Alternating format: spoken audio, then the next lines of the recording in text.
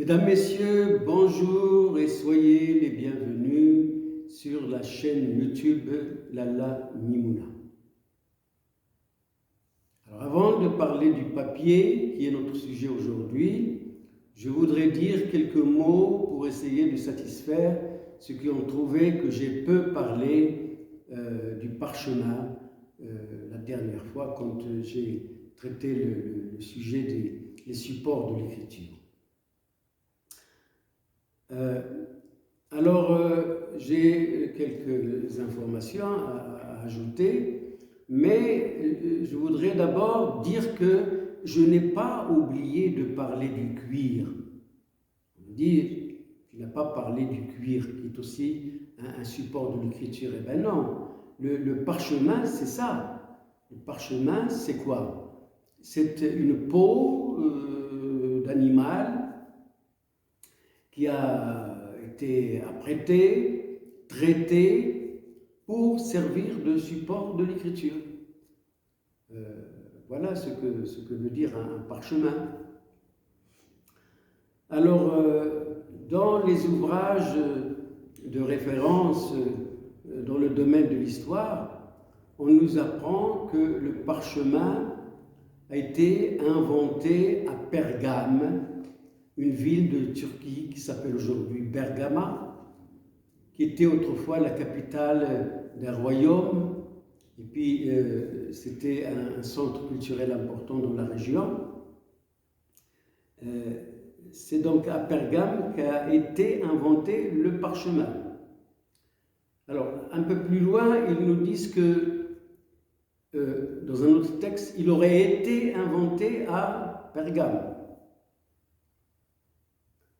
On nous dit également que le parchemin a été perfectionné à Pergame. Un peu plus loin, ils nous disent que, toutefois, l'invention du parchemin, il semble qu'elle soit antérieure au IIe siècle, date de l'invention à Pergame du parchemin. Alors, je voudrais maintenant donner une information qui peut-être est intéressante, à savoir que récemment, un égyptologue belge a trouvé par hasard dans le musée du Caire un très beau rouleau parchemin que les experts font remonter à 4000 ans avant Jésus-Christ. Donc les scribes et les copistes égyptiens connaissaient le parchemin. Ils ont écrit sur le parchemin. Et ça, c'est très important. Donc, on ne peut plus dire qu'il semble que son invention soit antérieure. Eh bien, maintenant, c'est confirmé.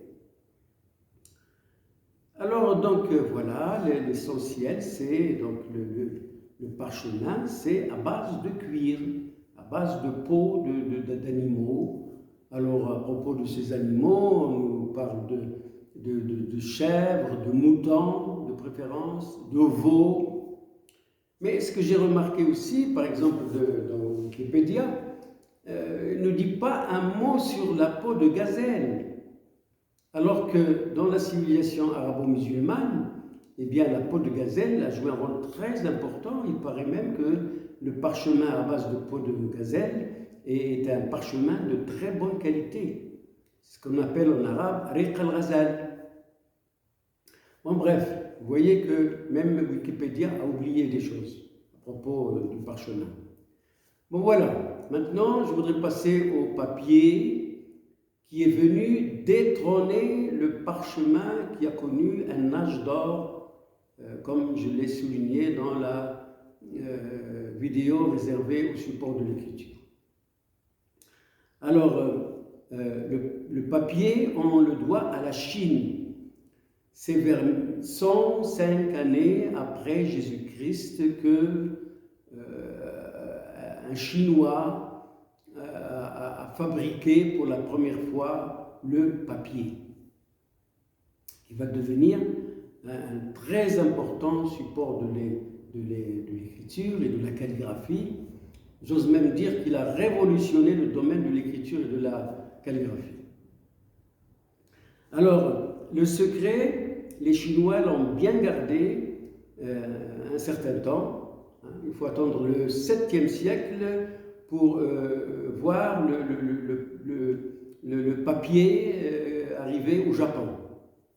Alors, pour le reste du monde, c'est au 8e siècle que des Chinois ont transmis le secret de la fabrication du papier à des Arabes, qui, par la suite, le papier donc s'est propagé, est devenu connu du reste du monde, a commencé par le Moyen-Orient, et puis l'Égypte un peu plus tard, et un peu plus tard, le papier est arrivé jusqu'à Fès, jusqu'à Marrakech. On le fabriquait aussi à Fès. Et de là, il est arrivé, il est passé en Europe, c'est-à-dire en Andalousie, qui a fini par le transmettre à l'Europe. D'abord à l'Italie, et puis par la suite, il s'est propagé dans toute l'Europe. Alors le papier, ce support de l'écriture, qui est un extraordinaire support,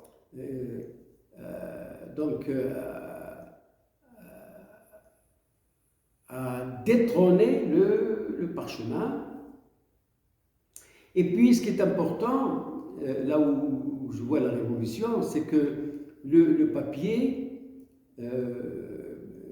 alors les autres supports aussi, mais peut-être que le papier un peu plus, il a développé bien des métiers.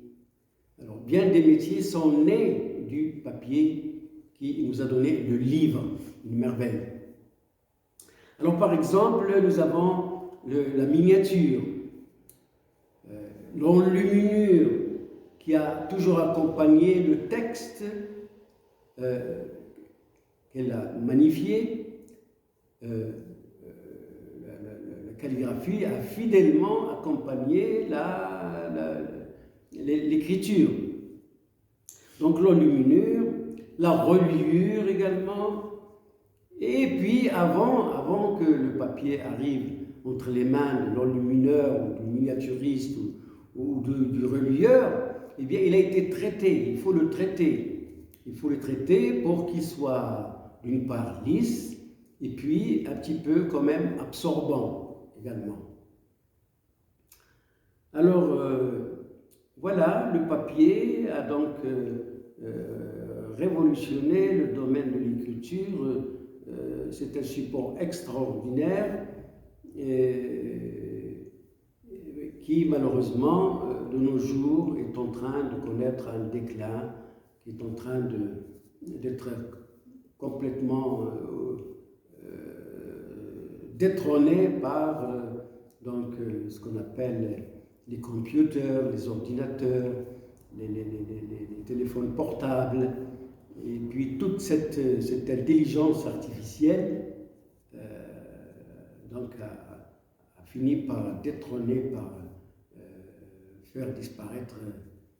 Ce n'est pas encore fait, mais peut-être que c'est parti pour le faire disparaître complètement. Voilà.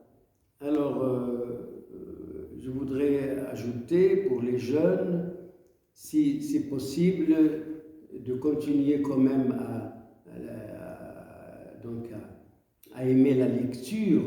Ce serait formidable à côté de ce qui est aujourd'hui répandu, à savoir les tablettes et tous ces moyens de la nouvelle technologie qui est cette, encore une fois, intelligence artificielle. Voilà, je pense que j'ai dit un petit peu ce que j'ai à dire sur le papier et j'ai un petit peu sur le parchemin.